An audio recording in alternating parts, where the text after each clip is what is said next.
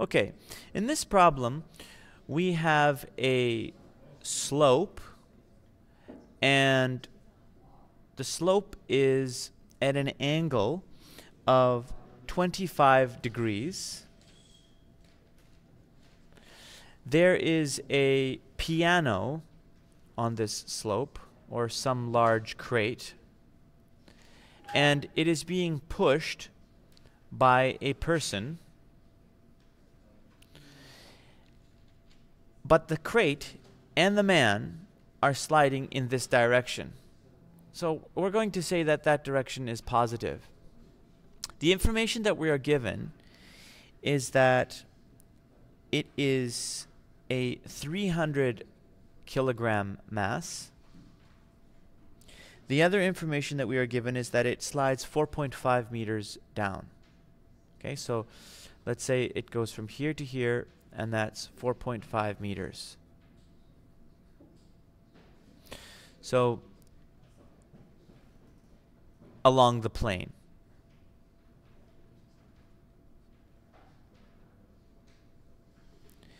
In addition,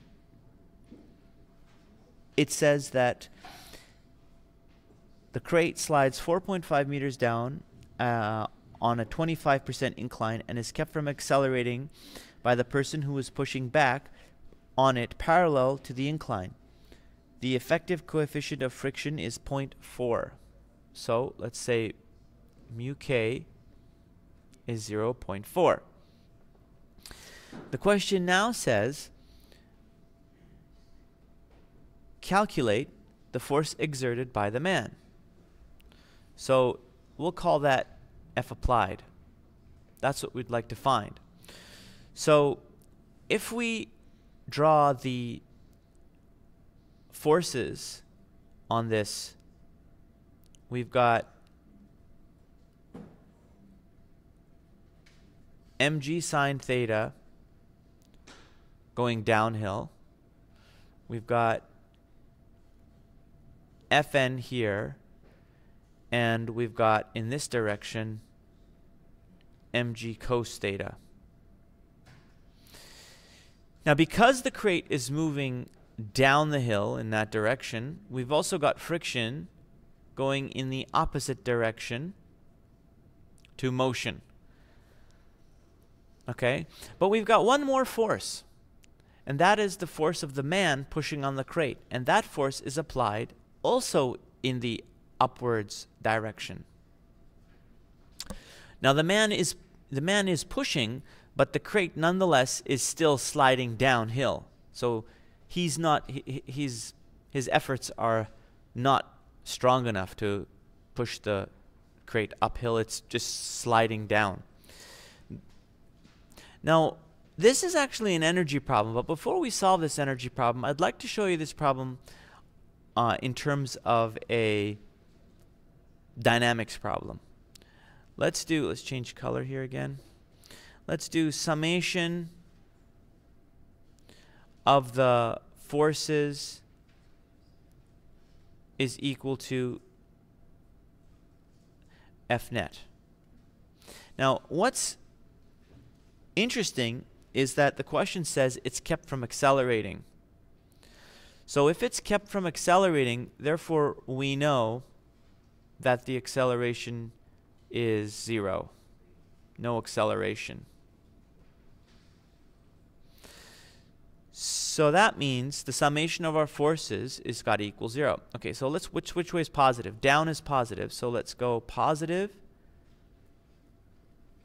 mg sine theta minus force of friction minus F applied equals 0. Of course, we know that what force of friction is. Force of friction is simply, oops, wrong color.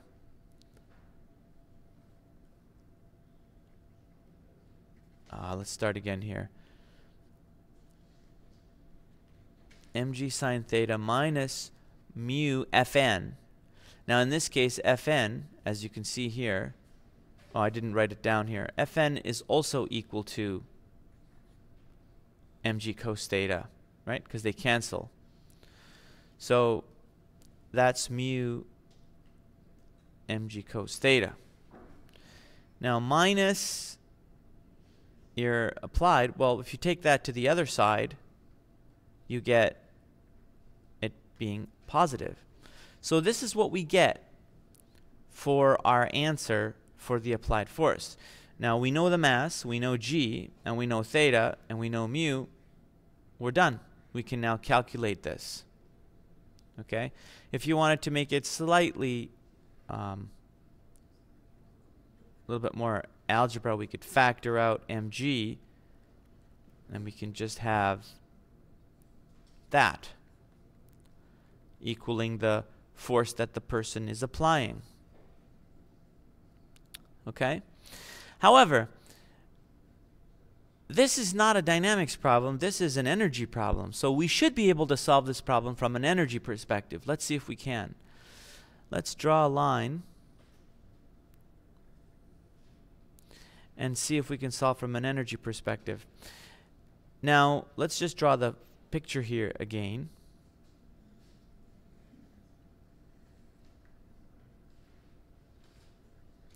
And we know that it's going 4.5 meters. In terms of energy, what we always know is that the initial energy is equal to the final energy. What is the initial energy? Well, we have three kinds, right? We have gravitational, we have GPE, we have KE, kinetic energy, gravitational potential energy, kinetic energy, and elastic potential energy, which in this case we don't have any springs or anything like that. In addition, we also have work lost to friction, and we could have a gain of some type, let's say a rocket thrust or some other type of an applied force. What's really important to remember here is how do we determine, for works that is, how do we determine if a work is positive or negative? Well,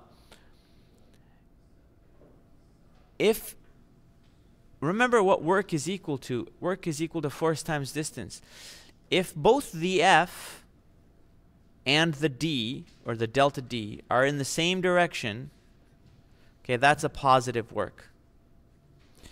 If, on the other hand, the force and the distance are in opposite directions, then that force creates a negative work. Okay, that's something you have to memorize. So let's try and use initial energy equals final energy again. Now we do have initial GPE. If it's constant velocity, i.e. the acceleration is 0, that means constant velocity. And if it's constant velocity, that also means that the initial velocity is going to equal the final velocity, which means that there is no change, no delta KE, no change in kinetic energy. Okay? So we can pretty much forget about kinetic energy here. However, what we do have is we do have a gain. And of course we know that that always goes on the left-hand side. We do have a final GPE,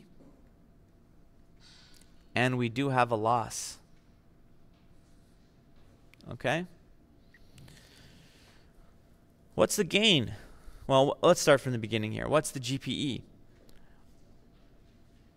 We can say that this location and this location, we can say that this is 0 here, and therefore this is going to be a height of 4.5 sine 25. Okay? So if this is 0 here, then if the slope is 4.5, then of course being a triangle, right? And that's a right angle, and that's 25. It's easy to tell that the leg, the vertical leg, is just 4.5 times sine 45. So basically, we can say it's mgh, where h is 4.5 sine 25. Now, in terms of the gain, that's the applied force times delta D, and the delta D being 4.5. Yeah, question. Yes. So in the book it says that the change of kinetic energy basically equals to work. So if there's no change in kinetic energy, is there no work? No, we're not actually trying to find the total work here. The question was, if there's no change in kinetic energy, is there no work done? What we're trying to find in this problem is we're trying to find the applied, this is what we're trying to find right here. We're trying to find the applied force of the man, okay? At least for this question. Okay, so what we're going to do here is we're going to say, oops, change color again. So the gravitational potential energy of the final is mg, and we're going to have it goes down to 0, right? So this is just going to be 0 height plus the loss. Now what's the loss? The loss is due to friction. There is one thing that we have to be careful of here. Okay? This is mg and the h being 4.5 sine 25. But this is the tricky part, because when we add that gain is actually a loss. And the reason why it's a loss is because look at the direction of the force. The applied force is this way, and yet delta D is this way. They're opposite. And so therefore, this guy is a negative. So you can consider that to be a negative force. So the applied force in this case, negative F applied times 4.5 meters. That's going to equal work loss. Now what's work loss? This guy is simply force of friction times D. So that's going to be force of friction times 4.5 meters. Now what is force of friction?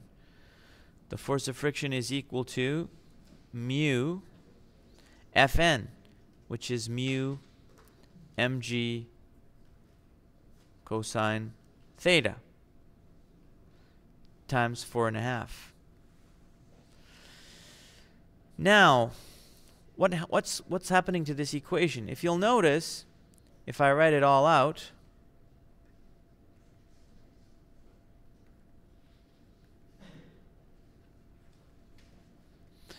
we've got a 4.5 here, here, and here. And now, if I do a little bit of algebra, if I take this term and take it to this side, it's going to become positive, and take this term and take it to the other side, it's going to become negative. So what I end up with is mg sine 25 minus mu mg cosine 25 theta equals F applied. And we can then factor out the mg. Lo and behold, guess what? The energy method has given us the exact same solution as the dynamics method, which was up here. Take a look. There it is. mg times sine theta minus mu cos theta, and using, we get the same thing. So whether you do energy method or dynamics method, we got the same thing. Yes, question.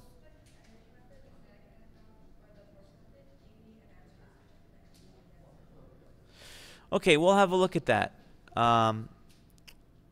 We'll make sure that the answer is correct. We didn't actually solve for the answer. We just solved for it algebraically. We still have to plug it through our calculator. But that's kind of an example of solving problems using energy method instead of dynamics. Hope you enjoyed it.